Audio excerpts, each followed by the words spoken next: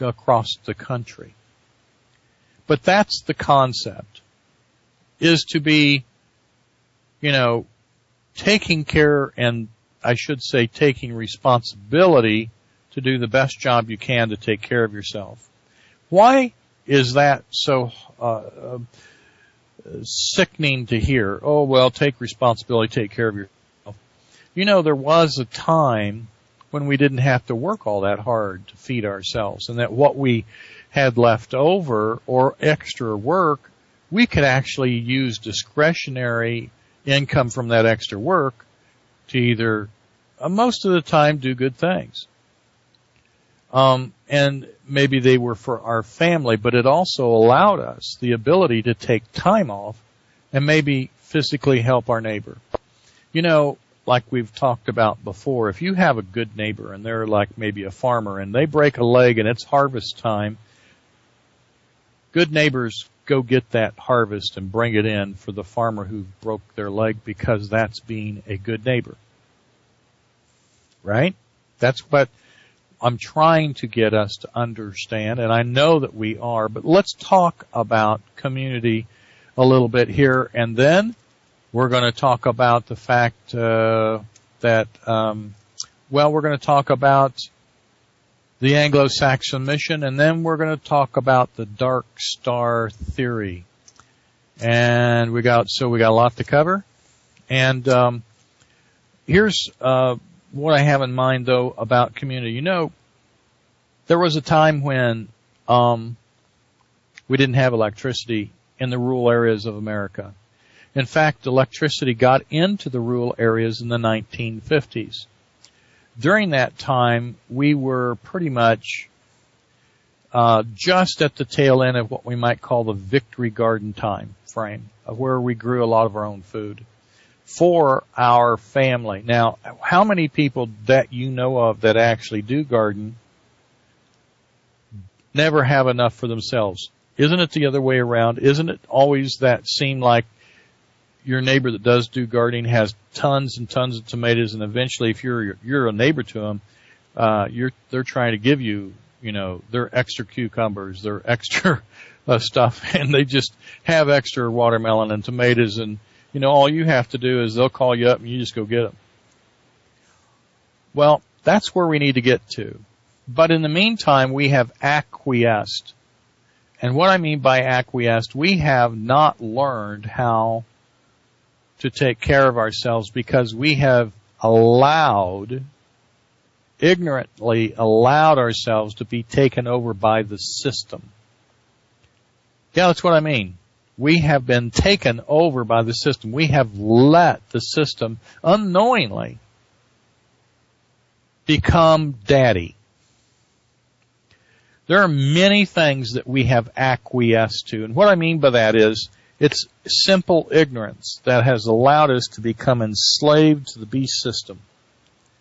I've said this story before, but I'm going to say it again. There's a young man that just gets married. She wants to fix him a roast beef dinner, and so she takes the roast beef, cuts the ends off, sticks it in the pot, puts it in the oven. He eats dinner. He's very thankful. He goes and compliments his new wife about how wonderful the meal was.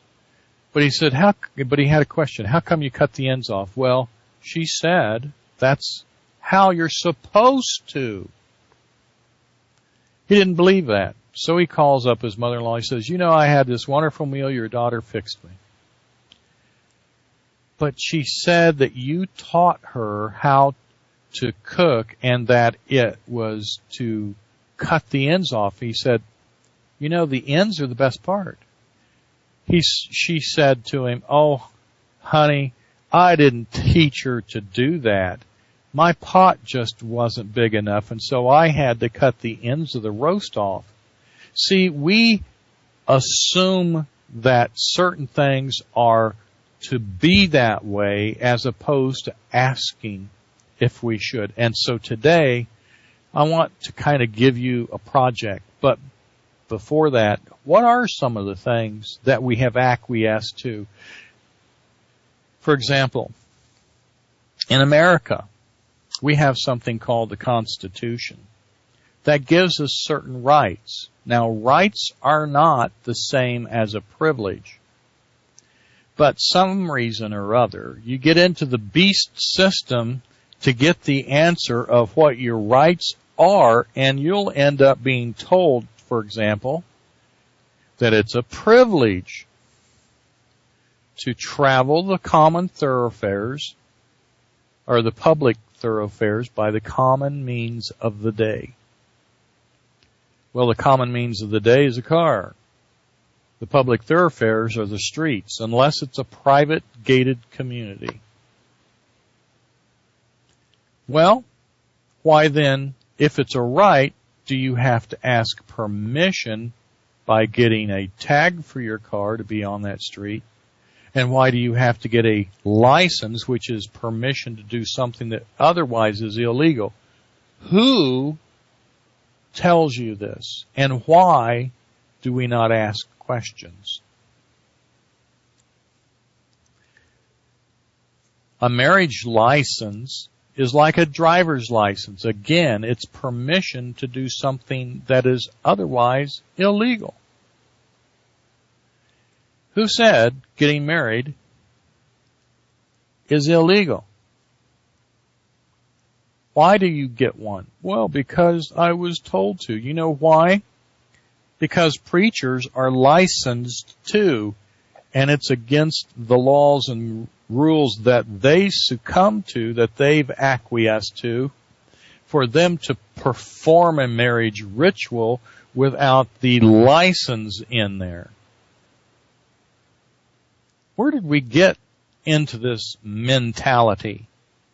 Why do we, so to speak, want to be giving somebody so much of our lives and our freedoms that we give, and then we submit and we submit and we submit?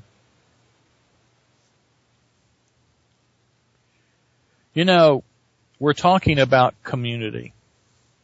We're talking about going back to the dirt. We're not going back in time with cave mentality. We want to implement the latest technology that we can. Maybe we want to bring to our community solar energy. Maybe we want to bring wind power. Maybe we want to bring different kinds of lighting that's environmentally friendly. Different ways of building our houses with solar and passive solar applications.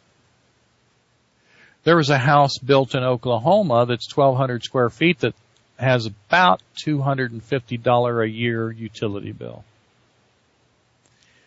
So technology is good. We need to use it, but we still need to go outside, get in the dirt to plant our food, don't we?